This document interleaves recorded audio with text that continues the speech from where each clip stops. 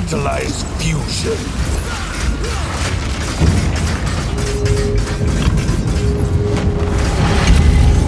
The best laid plans.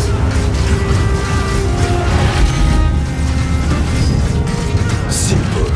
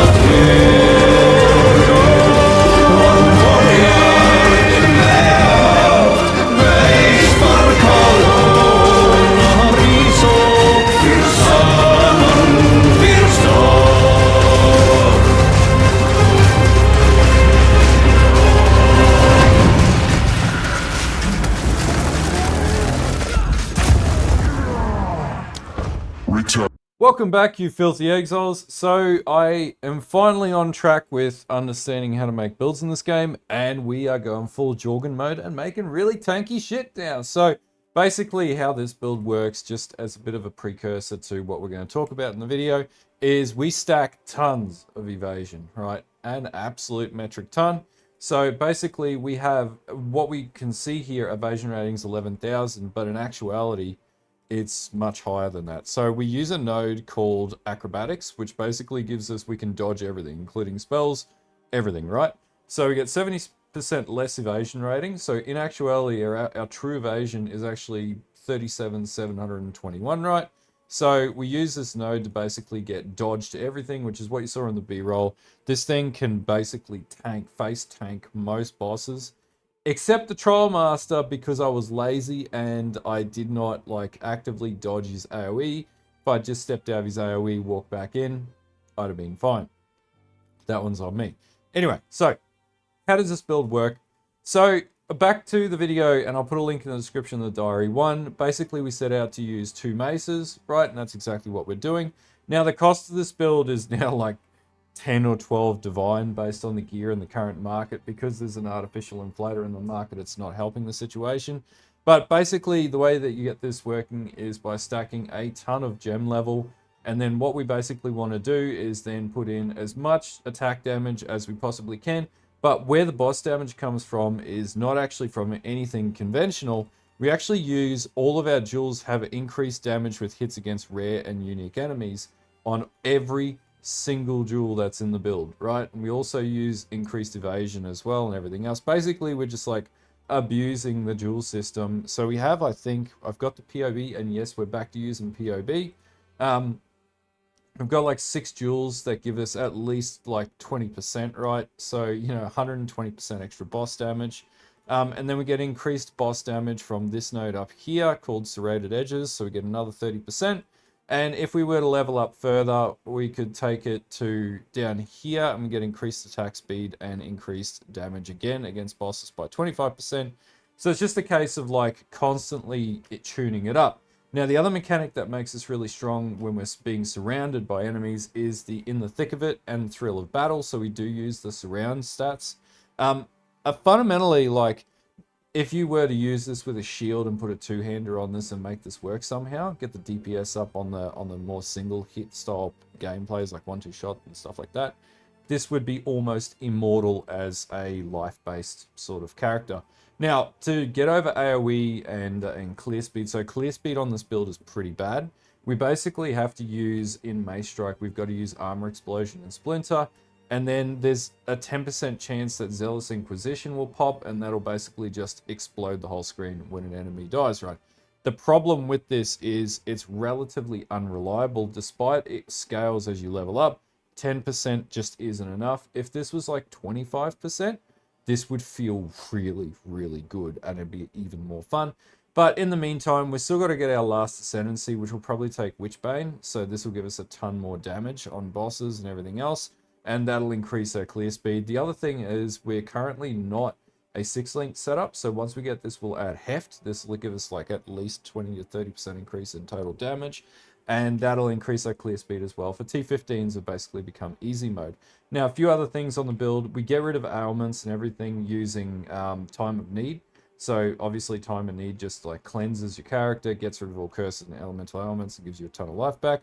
And the other thing that we also use in this build to ramp up damage is Berserk. So we need to keep in mind we need to have at least 1 point here to attract Berserk, and we'll probably put a few more points in here so we can get it to at least 3 Rage. And then basically we can do a lot more damage. There's an argument to say we could like try and run Hate Forge on this, but I probably wouldn't recommend that because +2 to melee skills and attack speed, this is already really expensive as gloves go. And this is way more valuable than stacking more rage at this stage, because then we have to make up lightning res and stuff like that and gem level, and it's just really tedious in this game to do that right now. Anyway, that's basically it for the quick sort of run through. And then all you do is basically like go up to enemies, hold down the button and windmill attack everything. Now and again, we'll drop our ancestral totem, and this basically does our, from memory, I'm still going to know all the names of stuff. This does our Molten Blast, and because we have two one-handed weapons, we get double the amount of projectiles. Just they have less attack speed, which is fine because we throttle attack speed, right? So basically, this just fills the screen with projectiles, and this is really good for like helping you clear maps. The only problem is mana cost in this game is obscene, so it just takes that down. So we just have to pop the flask and then re-go. So our flask needs to have a chance to gain a charge on kill, and that'll keep that sustained as well in maps. And then we basically run through. Is this a zoom build? I probably wouldn't call this a zoom build. Is this really good against bosses if you're not so good at the game like me as far as mobility goes? Yeah, and this will be the direction we take with pretty much all builds I'm going to be playing. We're going to be playing tanks, because that's what I do. I don't like the squishy builds. It's lame. So it's less damage, takes a little longer to kill a boss, but you know you're going to die a hell of a lot less, and you're going to have a lot more fun. And I actually found this was way more fun than playing my Spark build. And my Spark build nukes maps, right? But the problem with it is now and again, randomly you just get clapped, and versing bosses, you got to like juke and kite and stay away and whatever. This I can just run up to a boss, hold the button down, whoop it, and then drop a Hammer of the Gods, do a ton of damage to the boss, absolutely crush it, move on to the next boss, and just keep going. So this is a pretty good build if you just want an easier playstyle. Now and again in maps, elemental damage, things like that can get annoying. Like, it's not totally capped on chaos res, but yeah, pretty much can compensate across the board to deal with chaos damage or whatnot coming in because of the amount of dodge that it has. But yeah, ground dot, after death effects, all that stuff is still a pain in the butt. So just be vigilant of that stuff. But outside of this, this build's pretty reliable. Like it's doing a good job. I actually have an idea to make a twin mace with frost breath monk as a result of this. But anyway, let's talk about the POB configs and get into the guide. All right, I like doing this because it keeps it true. But anyway, this is the POB config. I've balanced this in POB so it gets as close as possible to what I actually have, which is painful because it has no import function. So I had to go through each and everything and do it one by one. But basically, anyway, yeah, no changes here. We have 30, we assume 30 rage when we're fighting a boss. Have we been stunned recently? I don't have a ticked on, doesn't affect the build though. We haven't used any war cries. We've probably been hit recently, but even if we have been, it doesn't really matter. And are we surrounded? Yes. Get increased damage and increased everything else, because being surrounded is actually a benefit for this build. Are enemies maimed? Yes, they will be maimed, and this is because it comes from this node over here, so it comes from impair. So basically we have a 10% chance to maim enemies on hit, and guess what? We're always hitting enemies, so we're probably always maiming them. And then basically Guardian Pinnacle damage, Wind Dancer stacks, yes 3. Wind Dance is really, really strong in this build, like in every build. Armor just sucks. If armor felt like this, I would have no complaints about armor. This feels good. This feels freaking awesome when you're face tanking stuff. Anyway, that's it for POB configs. There's nothing else to it. I haven't manipulated any stats here or anything else, but yeah, anyway, let's get into the gearing of the build. Okay, so as far as gearing goes, we're going to be going like maximum amounts of evasion wherever you can. Dexterity is really strong as well, but basically, yeah, so we've got dexterity here. Also, 20%ing everything because it's multiplicative on the gear, really valuable too. So this is just resistances, dex, max life. A bit of accuracy goes a long way because we run a node in the tree which gives us like accuracy stack as well. So Falcon Dive, 1% increased attack speed per 250 accuracy. So the helm here is actually giving me like nearly enough to like top up to get more attack speed, which is good. And then basically, yeah, maces, you want at least like +3. I've got a +4. These are really expensive. I had to craft these, which was a pain, but you need like 300, like these are like technically 450 DPS, something like that. But accuracy, attack speed, at least 23 to 25%, +3 minimum. And physical damage is basically all you need on the maces, and then you can take the gamble like I did and corrupt them or not to try and get a double socket. I didn't get lucky, but if you can, good luck to you. Amulet, +2 to all melee skills is necessary. You need spirit on your amulet and also evasion rating. This can go much higher than 60%, but it's really good. I have the anoint for bestial skin.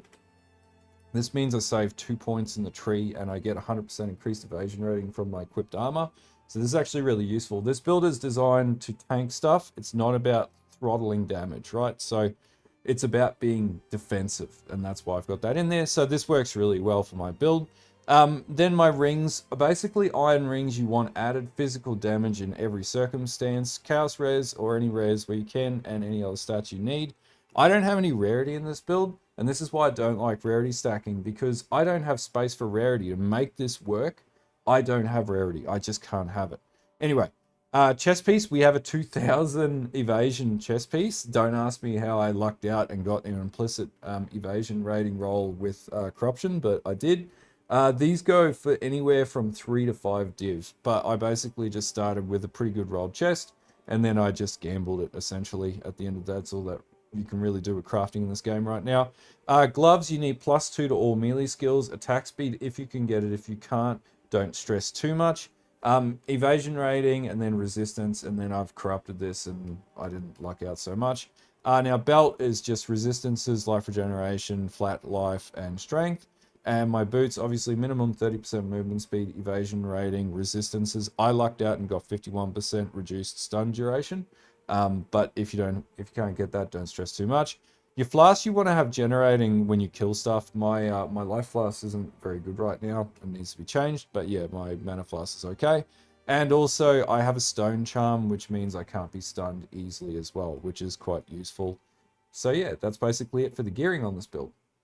Okay, so for gem setups, we're going Mace Strike with Martial Tempo, Armor Explosion, Brutality, and Splinter. This is basically so I can get big booms. I'm probably going to add Heft to this when I get to level 90. So you get the 6 socket when you get to level 90. Wind Dancer, so we need this for extra evasion. You want a 20% these where you can as well. This is only level 17, by the way, so this is gonna get stronger, right? This is build diary 2. Build diary 3 will be min-max to the 9s, and we'll fix the clear speed problem and everything else, right? We'll just be face tanking everything into oblivion. But basically, cannibalism, blind, which does blind on hit when it pops, which is really useful, and then maim. And then we have Leap Slam in the build. We also have Holy Descent, which gives us Consecrated Ground, which means we basically regenerate a lot more health while we're on Consecrated Ground. Unbreakable and Inspiration. Bone Shatter I don't really use, but it's in the build, so you can put it in if you want, but you don't really need it. The obvious one is Impact, Shockwaves, Ferocity, and Execute. I then rely on Berserk a lot as well. So Vitality and Precision. See, if you did this on Gemling Legionnaire, you could easily get percentage on this, and you could throttle the hell out of this. So Gemling Legionnaire would actually be really good with this setup as well.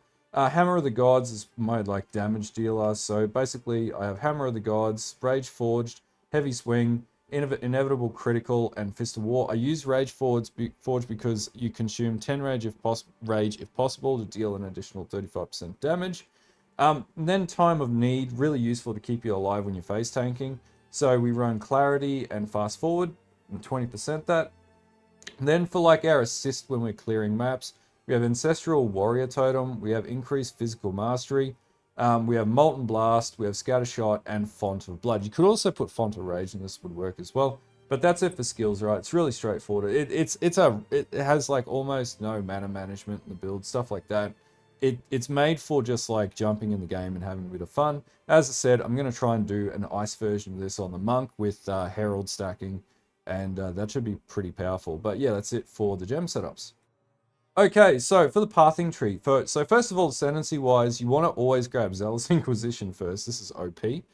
Then you grab Pitiless Killer and Judge, Jury, and Executioner, and then finally we'll grab Witchbane. It would have been nice to be able to get No Mercy, but Witchbane is perfectly sufficient as the 4th ascendancy when I eventually get that. Hopefully not too far away. Basically, we come down, we grab Battle Harden. We want to come in and grab Cruel Methods. This gives us Armor Break. And then Blurred Motion, which gives us a pretty significant amount of accuracy and attack speed. We want 1 point into Rage on hit here.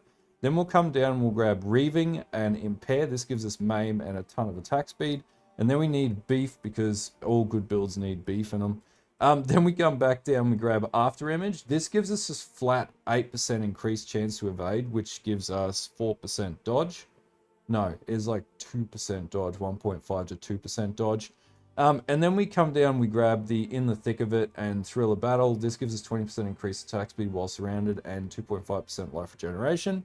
Then we want to come to the left and we want to also get these nodes up here. And there's like a bit of an escape strategy and careful consideration. So when you take damage, your evasion rating goes up and you lose evasion rating. So it offsets and it's pretty like in the favor of the player. And vice versa. So it's a pretty good setup to like cap out your evasion rating if you get hit or if you don't get hit. And then we come down, we grab Sand in the Eyes. So we're using a little bit of blind as well. So 15% blind also goes into it, which contributes to our defensive layers. You may not have thought that, but blind is really good in this game. Then we go to the left all the way around and grab Falcon Dive. So 1% increased attack speed for 250 accuracy. If we have a look at accuracy, we have like 2,558 accuracy. So there's almost like a bit of accuracy stacking going on with this. So for every 250 of that, we get an extra amount of attack speed, right? Then we grab Acceleration, arguably the best node in the game. That just gives us flat, like total skill speed, which is really useful for this build. We need speed. Then we come up, we grab Acrobatics, we grab Enhanced Reflexes, just gives us straight dexterity and evasion. Then we come up again, we go to Sharp Sight. This gives us increased accuracy against unique enemies, again increasing our DPS against unique enemies and bosses. And then Serrated Edges does the same, 30% increased damage against rares and unique enemies. Then we come down, we grab Falcon Technique. This gives us 1% increased attack speed per 15 dex. And we're stacking about 183 dex, so this is pretty okay. This isn't perfect, but it's not too bad. And then we come down, get another dual socket, and then we're going to go into Rapid Strike. This gives us accuracy rating and melee attack speed. And then Reaching Strike, which gives us increased strike range and 25% straight melee damage. So overall, this is the setup that I'm working with. I sort of played around with a lot of nodes, like trying to do like Giant Slayer, and then we tried like Pinpoint Shot for a little bit. But this is what feels the best right now. Arguably, things will continue to change in the build. But where I'm at right now is I pretty much just need to invest in damage, and that's about it. So I'm not sure where I'm going to go next, but yeah, when I level up another few points, I will figure that out. Otherwise, we might go for another dual socket. To be honest with you, another dual socket wouldn't be bad. Get to 91, have another dual socket, and then basically we can deal with ailment thresholds, but we really need damage. Like, damage is where we're at right now. But yeah, that's basically it for the skill setup, for the skill tree setup. It's not too complicated, and this will apply for other builds. So if I was playing from the monk rite, I'd basically just like level up through the speed nodes here, flow of state, and then I'd maybe go grab this, and then I'd like come down here or something like that, and then yeah, I'd figure out another way. Like this would work as well, and then I basically move to the same tree, and then I just adjust these nodes off here and compensate for that in here, something like that. You know, it'll work pretty well. Hopefully, when I run it, that'll be the next build I do. But yeah, anyway, that's it for the skill tree. Okay, so I hope this build is sort of cool for anyone who's given it a shot. It's just like, for me, I like playing tanks, and now I found a way to make that work my way. And yeah, we're just going to be abusing our mechanics around this to do this with most of the builds that I play. But yeah, if you like this type of video, don't forget to like and sub to the channel. And also, like, I'll have a POB up. If you want a Mobalytics link, I can go and recreate it. I just find it easy to work with POB right now. But let me know in the comments below, and if you want a Mobalytics link, I can do that too. Anyway, until next time, I'll see you guys later, and have a good one.